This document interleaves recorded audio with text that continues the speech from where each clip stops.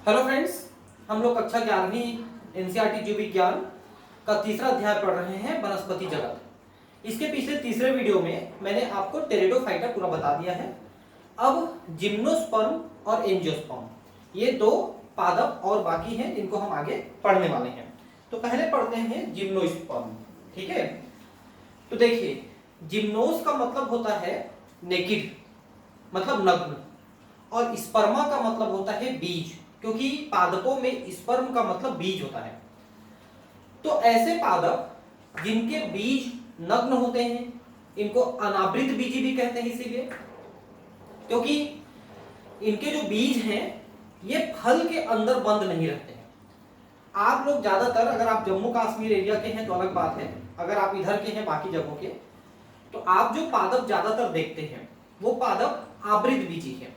उनके बीज फल के अंदर बंद होते हैं, और फल चाहे गूदेदार फल हो या छिलके के रूप में हो, जैसे मटर है, चना है, वो भी फल है, उनके छिलके निकाल के आप फेंक देते हो वो फल है, और बाकी बीज आप खा लेते हो, तो उसमें भी फल के अंदर ही बंद है बीज। लेकिन अनावृत बीजी जो जिम्नोस्पर्म है उसके बीज अनावृत होते हैं, उसमें फल का आवरण नहीं होता है, फल नहीं होता है, इसलिए इनको अनावृत बीजी या नग्न बीजी भी कहते हैं। इसके पीछे कारण यह है कि इनमें ओवरी नहीं होता है, अंडाशय नहीं होता है, क्योंकि जिन पौधों में यानी आवृत बीजी पौधों में अंडाशय होता है, ओवरी, तो उससे वो फल का निर्माण करते हैं, और जो ओव्यूल होता है, बीजांड, उससे बीज का निर्माण करते हैं। तो अनावृत बीजी के पास बीजांड तो होता है, ओव्यूल तो होता है जिससे बीज का निर्माण करते हैं, लेकिन फल बनाने के लिए ओवरी नहीं होते हैं, ये अंडाशय नहीं होते हैं, इसलिए इनमें फल का निर्माण नहीं होता है, और इसलिए बीज इनके नग्न होते हैं। इनके पादप जो हैं, जो अनावृत बीजी के पादप हैं, ये ज्यादातर ठंडे इलाकों में और कुछ मरुस्थलीय इलाकों में मिलते हैं। पूरे भारत में, विशेषकर जम्मू कश्मीर एरिया में, अगर आप उधर के हैं या गए होंगे तो उधर आपको पाइनस के बहुत सारे पादप देखने को मिले होंगे। अगर आपके घर में क्रिसमस ट्री है तो क्रिसमस ट्री भी एक प्रकार का जिम्नोस्पर्म पादप है। इफेड्रा है, वेल्विशिया है, नीटम है, ये कुछ छोटे पादप और हैं जो अनावृत बीज पादपों में आते हैं, लेकिन ये भी ज्यादातर मरुस्थलीय इलाकों में या ठंडे इलाकों में ही होता है।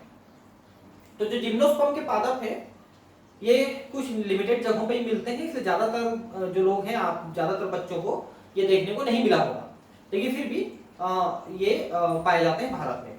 ठीक है, तो जैसा मैंने बताया जिम्नोस्पर्म ये अनावृत बीजी होते हैं जिनमें बीजांड अंडाशय भित्ति से ढके हुए नहीं होते हैं, और ये निषेचन से पूर्व तथा बाद में भी अनावृत ही रहते हैं। क्योंकि यहाँ पर बीजांड अंडाशय में नहीं रहता, मैंने बताया, इससे फल का निर्माण नहीं होता। जिम्नोस्पर्म में मध्यम अथवा लंबे वृक्ष तथा झाड़ियां होती हैं। ठीक है, तो छोटे बड़े पेड़ होते हैं इनमें, जैसे कि आप पाइनस देखेंगे तो उसका काफी बड़ा पेड़ होता है, साइकस का भी बड़ा पेड़ होता है, लेकिन नीटम, वेल्विशिया है, इफेड्रा है, इनके छोटे होते हैं। जिम्नोस्पर्म का सिकोया वृक्ष सबसे लंबा वृक्ष है दुनिया में, करीब 100 मीटर लंबा है। हमारे शरीर की लंबाई करीब 1.5 मीटर है, 1.5 मीटर से 1.25 मीटर के बीच में लंबाई है सबकी, लेकिन ये जो पादप है ये 100 मीटर है, मतलब हमसे करीब 50-60 गुना ज्यादा लंबा है। ठीक है, तो इतना लंबा पादप जो है सिकोया, ये उधर मिलता है न्यूयॉर्क साइड में, अमेरिका में। ठीक है, तो ये सबसे लंबी वृक्ष है, और ये भी एक प्रकार की जिम्नोस्पर्म पादप है। इनकी जो मूल है यानी जड़ें हैं, ये प्रायः मूसला जड़ें होती हैं। देखिए मूसला जड़ें मतलब टैप रूट, क्योंकि जड़ें दो प्रकार की होती हैं, मूसला यानी टैप रूट, और दूसरा होता है अपस्थानिक यानी एडवेंटिशियस रूट। तो मूसला और अपस्थानिक जड़ों में क्या अंतर है? देखिए, जब आप भ्रूण की बात करते हैं, पादप के सीड के अंदर जो भ्रूण रहता है बीज के अंदर, जैसे कि ये भ्रूण है मान लो, तो भ्रूण में एक भाग होता है प्लूमुल और एक भाग होता है रेडिकल। प्लूमुल से भ्रूण के तना बनता है और रेडिकल से जड़ या मूल बनता है। ठीक है, तो ऐसे मूल जो भ्रूण के रेडिकल से बनते हैं, रेडिकल, ठीक है, इससे बनते हैं, तो उसे सत्य या मूसला जड़ें कहते हैं। इसके अलावा अगर शरीर के किसी अन्य भाग से कोई जड़ बनता है तो वो अपस्थानिक जड़ होता है।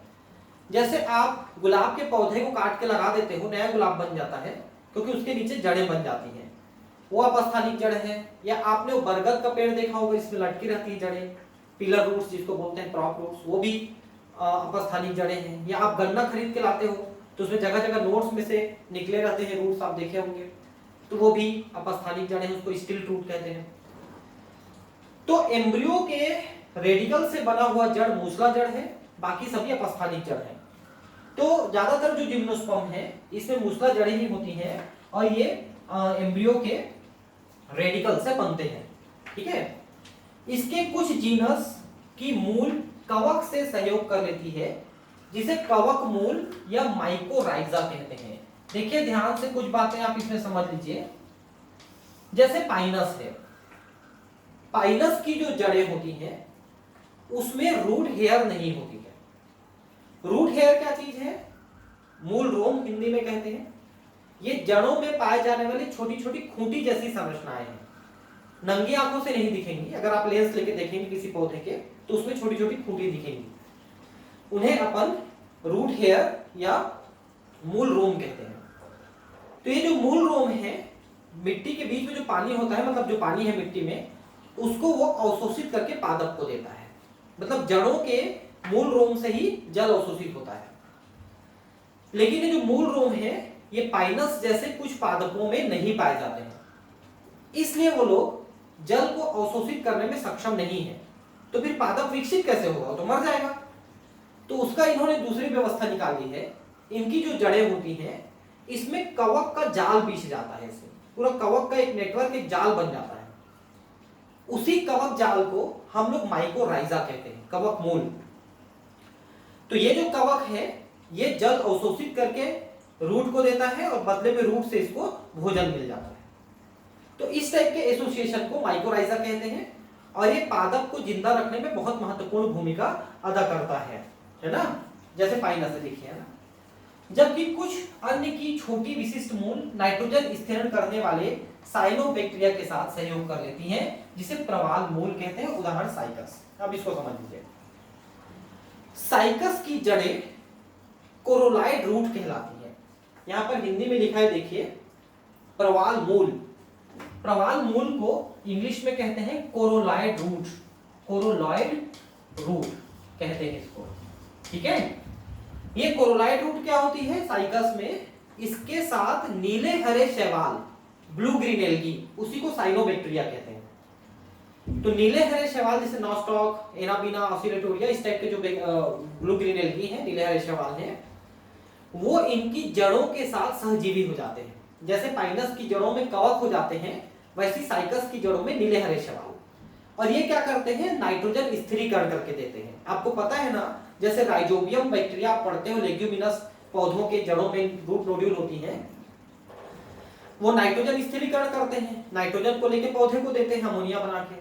वैसे ही करते हैं ये जो यहाँ पर नीले हरे शैवाल हैं। आपको पता ये भी होगा कि नीले हरे शैवालों में, साइनोबैक्टीरिया में भी नाइट्रोजन स्थिरीकरण करने की क्षमता होती है। तो ये भी हवा से नाइट्रोजन को खींचते हैं और पौधे को दे देते हैं, साइकस को।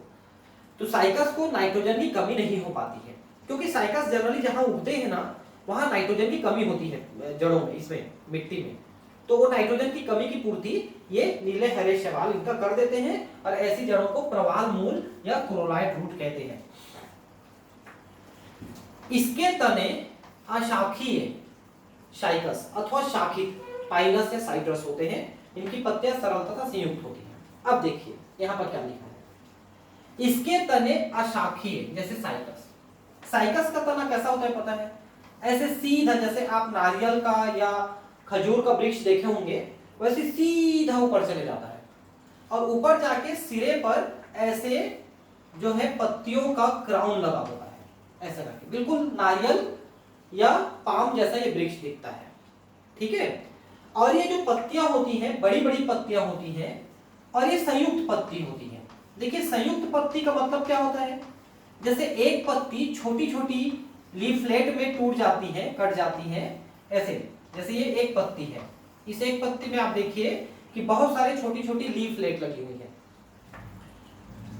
आप सिंपल से समझिए, जैसे आप गुलमोहर देखे होंगे, अमलतास देखे होंगे, इमली देखे होंगे, नीम देखे होंगे, तो उसकी पत्तियां लीव्स छोटी छोटी लीफ में टूटी होती हैं, उन छोटी लीव्स को लीफलेट कहते हैं, है ना। लेकिन आप पीपल बरगद में देखेंगे तो नहीं टूटी हुई है, उसे हम सिंपल लीफ कहते हैं, टूटी वाली को कंपाउंड लीफ या संयुक्त पत्ती कहते हैं। तो यहां पर साइकस की जो पत्तियां हैं वो संयुक्त पत्ती है, मतलब छोटी छोटी लीफलेट में कटी हुई है। हालांकि ये लीफ जैसे पूरी एक लीफ है, बड़ी सी लीफ रहती है, कई मीटर तक लंबी होती है। आपने देखा है ना नारियल का या पाम का वृक्ष देखा होगा, बिल्कुल वैसी रहती है, ठीक है।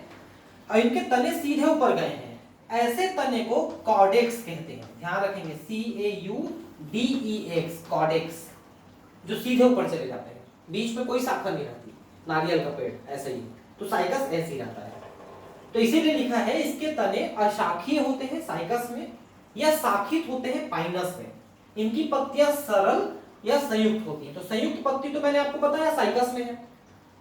पाइनस का वृक्ष कैसे रहता है, देखिए, पाइनस के वृक्ष में शाखाएं निकली होती हैं, ठीक है, और नीचे की शाखाएं लंबी होती हैं, ऊपर की शाखाएं छोटी होती चली जाती हैं, ठीक है, ऐसे छोटी होती चली जाती हैं, ऐसे ऐसे, ठीक है। इसलिए ये पादप जो है ऐसे कोन के आकार का बन जाता है, देखिए पाइनस का, ताकि जो बर्फ वगैरह गिरती है तो सीधे फिसल के नीचे गिर जाती है, ठीक है। और ये जो शाखाएं हैं, इन शाखाओं में जो पत्तियां निकली होती हैं वो सरल प्रकार की पत्ती होती है, मतलब उसमें लीफलेट नहीं होते, लेकिन इनकी पत्तियों की एक दूसरी विशेषता होती है, ये पत्तियां ऐसी चौड़ी चौड़ी पत्तियां नहीं होती, बल्कि लंबी लंबी पतली पतली पत्तियां हो जाती हैं, सुई के आकार की, समझ रहे हैं।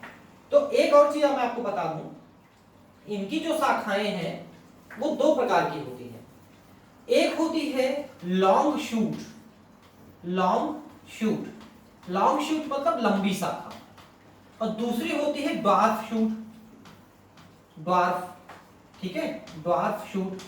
ड्वार्फ का मतलब होता है बौना, बौनी शाखा, लंबी शाखा और बौनी शाखा। ये जो आपको शाखाएं दिख रही हैं ये लंबी शाखाएं हैं, फिर इसमें छोटी छोटी ऐसी बौनी शाखाएं निकल आती है, ऐसी बौनी शाखाएं, ठीक है। और इन्हीं बौनी शाखाओं में ऐसे लंबे लंबे सुई के आकार के लीव्स लगे होते हैं, पत्तियां लगी होती हैं। हालांकि वो सरल पत्ती होती है, छोटी छोटी लीफलेट में नहीं कटी होती, लेकिन सरल पत्ती होते हुए भी चौड़ी चौड़ी पत्तियां नहीं होती, पतली पतली ऐसे लंबी लंबी पत्तियां होती हैं। और एक ड्वार्फ शूट में एक से लेके जनरली 5 तक होती हैं पत्तियां, जनरली ये अलग अलग इसकी वैरायटी होती हैं, स्पीसीज होती हैं पाइनस की। अब इसमें एक चीज समझिए कि ये जो पत्तियां हैं ऐसे निडिल आकार की क्यों हो गई हैं, इसके पीछे दो कारण हैं। एक तो ये ऐसी जगह में उगे हुए हैं जहां पर पानी की कमी होती है, तो पानी की कमी के कारण से पानी का बचाव करना है इनको, है ना, ये मरुस्थलीय पौधे जैसे होते हैं, तो पानी का बचाव करने के लिए अगर ऐसी पत्तियां रहेंगी तो पानी ज्यादा भाप बन के उड़ेगा, वाष्पोत्सर्जन, और ऐसी पत्तियां रहेंगी तो भाप कम बनेगा, वाष्पोत्सर्जन कम होगा। ये पहला कारण है। दूसरा कारण है कि इस इलाके में बर्फीली तूफानें चलती हैं, जब तूफान चलता है तो बर्फ उड़ता है इसके साथ, तो अगर चौड़ी पत्तियां रहेंगी तो बर्फीली तूफान में कट फट जाएंगी, खराब हो जाएंगी, पत्तियां नष्ट हो जाएंगी। लेकिन इस टाइप की पत्तियां रहती हैं तो ऐसे ऐसे हिल करके बच जाते हैं, वो कुछ नहीं होता है। दूसरी बात ये भी है कि इनकी पत्तियों में और तने में क्यूटिकल का मोटा आवरण लगा रहता है। ये क्यूटिकल क्या चीज है, ये वैक्स के जैसा, मोम के जैसा एक पदार्थ है, और ये नीचे से, जहां पर जैसे मान लो इसकी सतह पे लगा हुआ है क्यूटिकल, तो नीचे से अंदर से वाष्पोत्सर्जन को ये रोकता है, ठीक है। तो इस तरह से ये अपने पानी के, अपने जल के बचाव के लिए बहुत सारी व्यवस्थाएं कर रखी हैं, ठीक है। तो ये पाइनस है जिसकी शाखाएं होती हैं और इसमें क्यूटिकल होती है। तो ये लिखा है कि साइकस के तने अशाखी होते हैं और इसके जो पत्तियां हैं संयुक्त होती हैं, जबकि पाइनस में, साइट्रस में ये शाखित होते हैं और इनकी पत्तियां सरल होती हैं, और इनकी पत्तियां जो है पाइनस की वो सूच्याकार होती हैं, सुई के आकार की होती है। साइकस में पिक्षाकार पत्तियां कुछ वर्षों तक रहती हैं। ठीक है, पिक्षाकार का मतलब क्या होता है? पिक्ष किसको बोलते हैं? पिच बोलते हैं फेदर को। फेदर मतलब पंख नहीं होता, फेदर मतलब पिच या फर। ये क्या होता है? पक्षियों में ही होता है, बिल्कुल सही समझ रहे हैं, लेकिन पूरे शरीर को ढका रहता है। ठीक है, ऐसे फेदर, जैसे देखना मुर्गियां फड़फड़ाती हैं तो ऐसे हवा में उड़ जाती है कुछ, वही। ठीक है, उड़ते रहती है ऐसे। यह सबसे अच्छा एग्जांपल है। आप मयूर पंख रखते हो ना अपने किताब में, विद्या आएगी करके, अब आती कि नहीं पता नहीं, मेरे तो पास नहीं आई विद्या, 8-10 तो रखा था, मेरे को तो विद्या नहीं आई। ठीक है, मजाक कर रहा। देखिए, मैं बता रहा था कि जैसे कि बर्ड्स का फेदर होता है उसी आकार की होती है ये। मैंने अभी बताया था फेदर जैसा ही ऐसा बनाया था ना, देखा होंगे ऐसे ऐसे ऐसे ऐसे बनाया था फेदर जैसा। ठीक है, वो बनाया था अभी मैंने, वैसी होती है साइकस में। अब पत्तियां कुछ वर्षों तक रह जाती हैं, मतलब इनकी पत्तियां जल्दी नष्ट नहीं होती, जबकि पाइनस की पत्तियां बनते रहती, झड़ते रहती, जैसे इधर के पादपों की पत्तियां भी बनते रहती हैं, पुरानी होती गिरते रहती हैं, नई पत्तियां बनते रहती हैं, वैसा। लेकिन एक साथ नहीं गिरती पाइनस में ना, वो सदाबहार पौधा है, मतलब कुछ पत्तियां गिरती हैं फिर नई उगते जाती हैं, ऐसा। जिम्नोस्पर्म में पत्तियां अधिक ताप, नमी तथा वायु को सहन कर सकती हैं, क्योंकि ये मरुस्थलीय जीवन के लिए बने हुए हैं। देखिए, मरुस्थल दो प्रकार के होते हैं, एक गर्म मरुस्थल, एक ठंडा मरुस्थल। गर्म मरुस्थल तो आप सब समझ गए, जैसे राजस्थान है, रेगिस्तान है, ये गर्म मरुस्थल है, जहां पर पानी नहीं होता, सिर्फ रेत होता है। लेकिन ठंडा मरुस्थल भी पानी नहीं होता, उसमें भी सिर्फ बर्फ होते हैं। तो बर्फ जो है पौधे एब्जॉर्ब नहीं कर सकते, तो वहां भी जो है वो मरुस्थलीय जीवन ही होता है। इसलिए ये ताप, नमी, वायु इन सबको सहन कर सकते हैं। शंक्वाकार पौधों में पत्तियां सुई की तरह होती हैं। शंक्वाकार, अभी मैंने आपको बताया कि पौधा ऐसे बना हुआ था, कोन शेप, वही तो मैंने बताया था, पिरामिड या कोन शेप। कोन को हिंदी में शंक्वाकार नहीं बोलते हैं, और सुई के आकार की पत्तियां भी अभी अच्छे से बताया मैंने आपको। इनकी पत्तियों का सतही क्षेत्रफल कम, मोटी क्यूटिकल और गर्तिकार रंध्र होते हैं। देखिए, ये दो चीजों को तो मैं आपको पहले बता चुका कि पत्तियों का सतह क्षेत्रफल कम रखने के लिए सुई के आकार का किया है हमने। इनमें क्यूटिकल का मोटा लेयर होता है, आवरण होता है, यह भी मैंने बताया। अब एक गर्तिकार रंध्र क्या होते हैं? इनको संकेन स्टोमेटा कहते हैं, संकेन स्टोमेटा। देखिए, संकेन स्टोमेटा का मतलब यह होता है, जैसे कि पत्तियां होती हैं, पत्तियों में स्टोमेटा ऐसे सतह पर होती है जनरली, ऐसे स्टोमेटा सतह पर, लेकिन संकेन स्टोमेटा में ऐसे धसी हुई होती है स्टोमेटा, ऐसे अंदर साइड में ऐसे स्टोमेटा बनती है ऐसे, और यहां पर कुछ हेयर्स लग जाते हैं। उससे क्या होता है, स्टोमेटा अंदर धसे होने के कारण से इनमें वाष्पोत्सर्जन की जो प्रक्रिया है और धीमी हो जाती है, तो इनमें जल का जो बचाव है, जल का जो कंजर्वेशन है, वाटर कंजर्वेशन, वो ज्यादा हो पाता है। ये देखिए, इन गुणों के कारण पानी की हानि कम होती है। ठीक है, जिम्नोस्पर्म्स विषम बीजाणुक होते हैं। पिछले क्लास में टेरिडोफाइटा पढ़ाते समय मैंने आपको माइक्रोस्पोर यानी कि लघु बीजाणु और मेगास्पोर यानी दीर्घ बीजाणु, इन दोनों के बारे में आपको अच्छे से पढ़ाया है। अगर आप पिछले वाला लेक्चर भाग 3 नहीं पढ़ा है आपने, तो आप पढ़ लीजिए उसको, क्योंकि उसको पढ़ने के बाद आपको जिम्नोस्पर्म एंजियोस्पर्म ज्यादा समझ में आने वाली है, अन्यथा समझ में नहीं आ पाएगी, है ना, ऐसा है। एक मिनट रुकिए थोड़ा सा।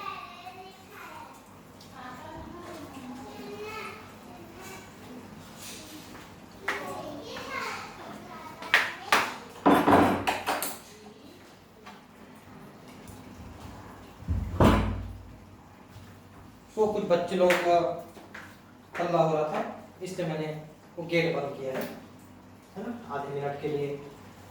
खेद है, कोई बात नहीं, हम आगे पढ़ते हैं। तो यहां पर दो प्रकार के बीजाणु हैं, यहां पर भी टेरिडोफाइटा में तो पादप दो प्रकार के थे, सम बीजाणु पादप भी थे और विषम बीजाणु पादप भी थे। सम बीजाणु पादप वे जिनमें बीजाणु एक ही प्रकार के थे, ठीक है, एक ही आकार के थे, जैसे फर्न में थे। विषम बीजाणु जो दो प्रकार के बीजाणु थे छोटे बड़े वाले, वो सिलेजेनिला में थे। लेकिन यहां पर जिम्नोस्पर्म में सभी पादप विषम बीजाणु हैं, मतलब छोटे और बड़े दो प्रकार के बीजाणु यहां पर पाए जाएंगे। और छोटे बीजाणु से नर युग्मोद्भिद और बड़े बीजाणु से दीर्घ बीजाणु से मादा युग्मोद्भिद बनेगी। नर युग्मोद्भिद से नर युग्मक और मादा युग्मोद्भिद से मादा युग्मक बनती है। मैं फिर से एक बार आपको सजेस्ट करूंगा कि आप मेरा भाग 3 वाला इसका देख लीजिए, वनस्पति जगत भाग 3, तो आपको जो मैं बता रहा हूं वो बहुत अच्छे समझ में आएगा, क्योंकि उसको मैंने डिटेल बताया है। तो कृपया आप उस वीडियो को देख लें अगर नहीं देख लें तो, और अगर आप देखे हैं तब तो कोई दिक्कत ही नहीं है। जिम्नोस्पर्म विषम बीजाणु होते हैं, अगुणित लघु बीजाणु तथा बृहद बीजाणु बनाते हैं।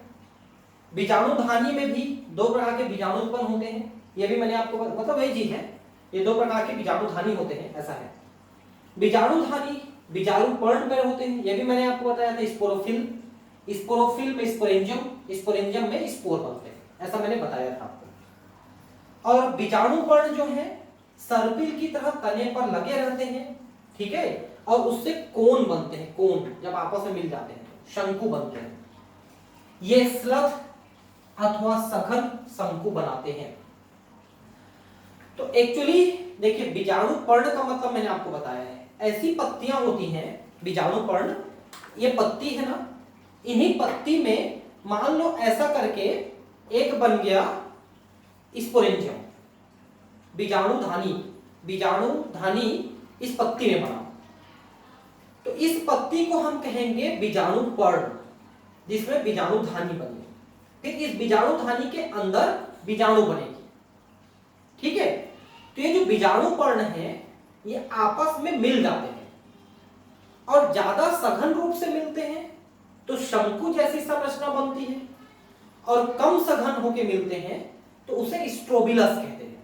लेकिन उसको भी शंकु के कैटेगरी में ही आप पढ़ सकते हो, लेकिन उसको स्ट्रोबिलस कहते हैं। जैसे देखिए, पाइनस में तो नर और मादा दोनों शंकु बनाते हैं, उनके जो बीजाणु पर्ण है वो दोनों में सघन हो जाते हैं, ठीक है, और वहां पर दोनों में नर और मादा शंकु बनते हैं।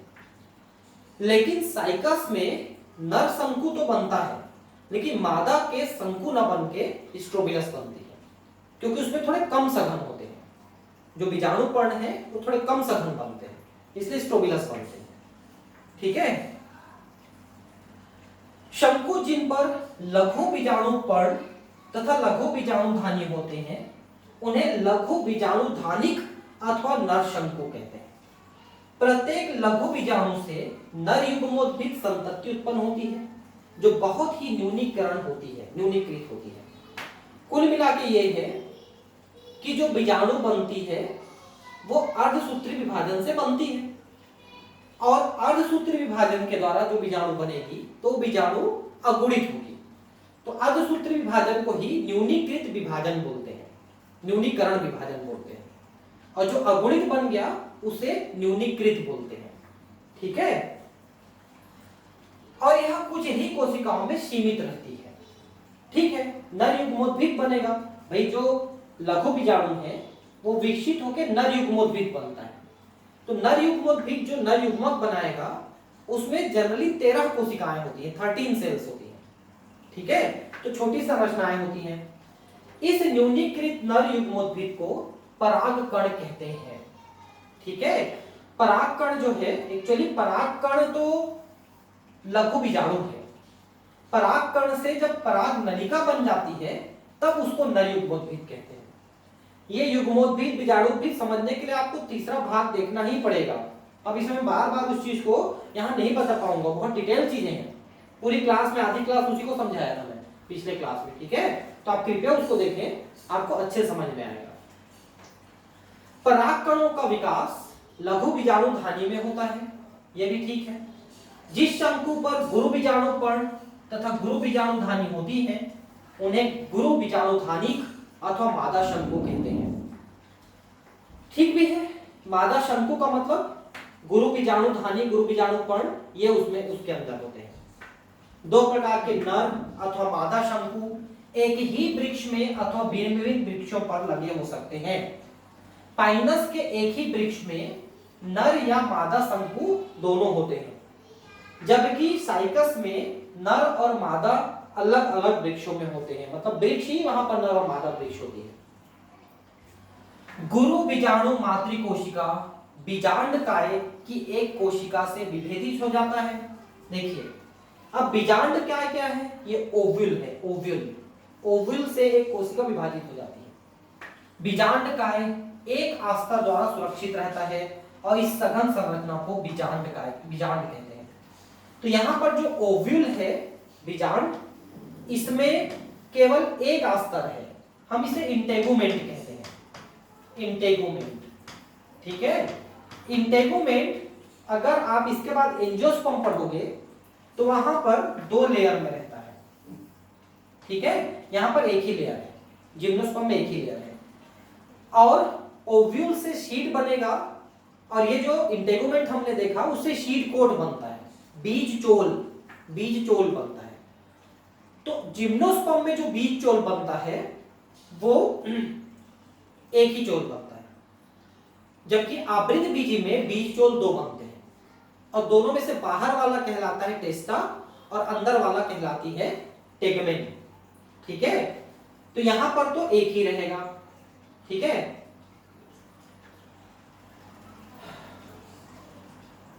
बीजांड गुरु बीजाणु पर्ण पर होते हैं जो एक गुच्छा बनाकर मादा शंकु बनाते हैं। देखिए गुरु बीजाणु पर्ण एक लीफ है, एक पत्ती है, इसमें गुरु बीजाणु धानी बनी है। तो एक्चुअली गुरु बीजाणु धानी का मतलब ही यहां पर बीजांड होता है, ओव्यूल। ठीक है, गुरु बीजाणु धानी यानी ओव्यूल। ठीक है, और ये पूरी पर्ण जो है आपस में मिलके मादा शंकु बनाएंगे। गुरु बीजाणु मातृकोशिका में अर्धसूत्री विभाजन द्वारा 4 गुरु बीजाणु बन जाते हैं। अब जो ओव्यूल आपने देखा उसमें एक कोशिका है बीजाणु मातृकोशिका, गुरु बीजाणु मातृकोशिका, इसमें अर्धसूत्री विभाजन द्वारा 4 गुरु बीजाणु बन जाते हैं। ठीक है, और इसमें से 3 नष्ट हो जाते हैं और एक ही गुरु बीजाणु जो है मेगास्पोर, ये बड़ी होकर के एम्ब्रियो शैक बनाती है। अभी इसके बाद मैं आपको आवृत बीजी पढ़ाऊंगा, वहां पर थोड़ा इस प्रोसेस को और बताऊंगा तो आपको ठीक से समझ में आएगा। यहां पर ठीक से डिस्क्रिप्शन नहीं है, जो है उसको अभी समझ लीजिए, फिर आगे मैं आपको आवृत बीजी में और ठीक से बताऊंगा। अकेला गुरु बीजाणु मादा युग्मोद्भिद में विकसित होता है। तो एक्चुअली एक जो यहाँ पर मेगास्पोर या मादा गुरु बीजाणु बनी है, उसी से एम्ब्रियो शैक बन रही है, यही मादा युग्मोद्भिद है। इसके अंदर ओवम बनेगी।